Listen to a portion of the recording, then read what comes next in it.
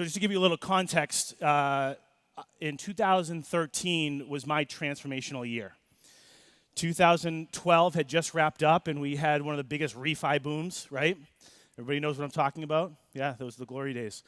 And for me, things got really real quick. I had just finished up $120 million in production, and I was on the top of the world. And you started seeing that you needed to actually step back from your desk and go and be with your real estate partners. And as I was doing that, and getting them drunk and taking them to games and really getting them to like you, right? That's what we all tried to do. I fell out of alignment with what I was doing because I knew when I was doing all of this stuff, I wasn't providing any value. Yeah, we sort of think that we are, and by saying some things, but we weren't providing any value to their business. And who here has heard of the author Gary Vaynerchuk? Can you just raise your hands? Yeah. Wow. Okay. So Gary Vaynerchuk in 2013 wrote a book called Jab, Jab, Jab, Right Hook. Who here has heard that, read the book, understands the concept? Okay, not a lot, so I'm just going to explain it real quick. Jab, jab, jab, right hook means give, give, give, and then you have the permission to ask for the business, right? Makes sense. But I saw in my business that I was just on the right hook business. And it was serving me. I was doing some business, but it wasn't in alignment. And so I made a commitment to myself that I would never go to a realtor meeting or get in front of a room of people and ever have my palm out looking for business, right? I was going to turn my palm down and actually provide value. And the other thing I committed to is never saying these three things that I'm about to put up on this PowerPoint. And if you guys want to read along with me, that'd be great. It'd be fun. So I have really great rates. Man, I got really great service. Man, I got the best products, right? Sometimes you guys feel yourselves sitting with meetings with agents. Yeah, guys, that's the starting point. Like, that's your ticket for entry. That's the start line, right, with our relationships. You shouldn't be in the game if you can't give those three things. So, I put this in the domain of differentiation. And I moved my business so that I never had to hear you're as good as your last deal. So I put our business in three different categories. The first domain, let's say domain, is commodity, right? If you peel every back, we sell a commodity. We sell a can of beans on the shelf. Likely you can walk out of your office, or I do, and I can look right and left and across the street, and there's 4 people that can issue a mortgage. And I never wanted to play in that game, right? It's a constant struggle. Then there's differentiation. You try to differentiate yourself, or I was trying to differentiate yourself by talking about rates, product, and service. And then I got really clear where I was going to move my relationship with my real estate agents to transformation. Because I wanted to commit to my real estate partners that I was there for them. But this got tricky because I had a listening for real estate agents. And so I apologize for any real estate agents in the audience. But my listening for real estate agents was they were disloyal, right? Sometimes unprofessional, unethical. I just had all this stuff in my brain, and maybe you guys share that. And I knew that if I was moving my relationships with them from transforming my relationship with them, I knew I needed to change that in my brain. So the first thing I did in 2013 is, and I talked to my business partner, and I said, I'm firing people this year. And he's like, our staff's great. No, I'm firing relationships. I'm no longer playing the with game. I don't need to work with everybody, right? Do people have that feeling like, man, if I fire this agent, where's my next deal coming from? Yeah, I just got really clear and present that I just never wanted to do that again. And so I started playing the depth game. And the depth game allowed me to get into my real estate agent's world. and find out where their pain points were and spend a lot of time with them. And that allowed me to really make a difference in their business. So let's talk about the hamster wheel that our real estate agents are on, right? They have to constantly go after the fish. They're constantly fishing. Where's my next deal coming from? Where's my next listing coming from? Right? It's nerve-wracking. They got to do a lot for that. So what do? You know, their broker owners are telling them to go cold call expired listings and FSBOs. That's fun. Go door knock. Okay, let me stop for a second, guys. In our society right now, what are the two most things you hate and despise ever, right?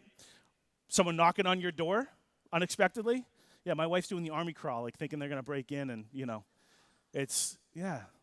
Or a cold call, like your phone rings and it's a sales call. Like, who wants that? And so these agents are getting beat up just to find the fish.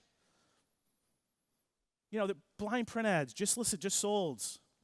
Online leads, yeah, those are fun, right? And online advertising, right? So we're loan officers sitting here waiting for them to find the fish. And, before I do that, past clients. The good ones are really paying attention to that. But they're on this hamster wheel of where am I going to get my next buyer or my next listing. And so what I decided, and I saw two areas in my real estate agent's business where they lacked. And the first one is my agents never had the whole entire buying process in one spot. The other thing that I realized is, man, they were horrible at leveraging the buyer that they had sitting in front of them, right? So maybe they refer the loan officer, title company, maybe a home inspector, insurance agent, and after that it falls flat. Like, that's it. So what I did was I set out to create a platform. Now, I'm going to tell you guys how to create your own platform, all right? So we're going to get tactical here in a little while, in a couple minutes, but I'm going to tell you kind of what I put together. So I put called a Real Estate Buyer's Playbook. It's just a co-branded book that I do with my real estate agents. It's got 55 pages from beginning to end of the whole entire process. In the back of the book, I put a business card holder there. And we'll get into that in a second. The other thing that, again, I realized is the agent's falling short on referring up to 50 different service providers. Right? People that buyers need once they own their home. CPAs, estate planner, insurance, financial planners. I mean, just right there alone, guys, their networks, these people's networks, have a tremendous amount of turnover, right? Their client base are buying and selling all the time. And guess who they're calling when they're about to do it? So how does real estate agents not have these people in their arsenal? Because their buyer needs them. But what about the plumber and the contractor, the pool builder, the dog walk? I mean, there's just endless amount of people that could add value to a buyer. So why aren't the real estate agents creating their networks? And so that's what I set out to do.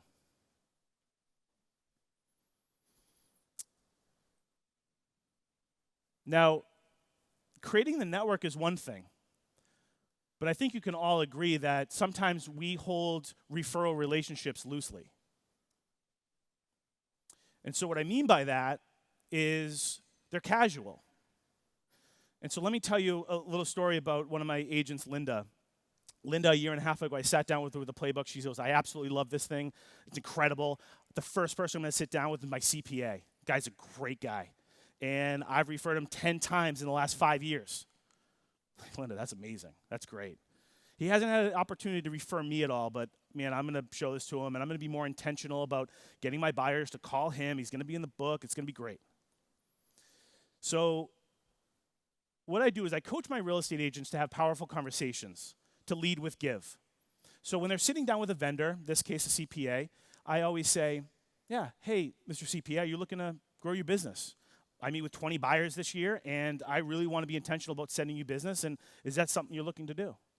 And usually you get a yes. Yeah, yeah, I'd love more business. That'd be great. And then you say, yeah, that's great. And so all I'm looking for in return is, 50 business cards. And all I want you to do is think of me every time you hear the word real estate. Mr. CPA, is that something we can commit to? And you're going to get a yes or you're going to get a no. And either one are great, right? The yes means you have someone committed to that real estate agent, walking around their world, thinking of them every time they're at a dinner party, client calls. They've got a committed relationship now with a human being. And if you hear no, well, it's really great to know that. So let's fast forward to Linda. Linda sat down with her CPA and said, hey, all the things I just said. And the CPA looks at her and goes, oh, I didn't tell you? My wife is a real estate agent. Yeah. Like those 10 deals went down a black hole. And that's because Linda didn't have a powerful conversation. She didn't move her relationships from casual to committed. And so when you can go out and you can show your real estate agents the value of their network, the value of having powerful conversations with them, with the network. And by the way, guys, this is leading with give, right? We're not cold calling or door knocking here. We're saying, hey, I meet with 20 buyers and I want to really grow your business. Does that work for you? Yeah. So when you can get a real estate agent to sit down with 10, 15, let's say 20 partners that are, on the platform, let's call it, being intentional around referring that real estate agent every time they hear the word real estate. Let's say that each one of them refers one deal a year, just one. They stumble upon someone looking to buy or sell. What would that do for your real estate agent's business? Many agents do 7 transactions, I think is the average. Yeah, it's 2-3 times their business. It's all around relationships. It's not around online leads and all this other stuff. It's being a human being. It's not being a robot.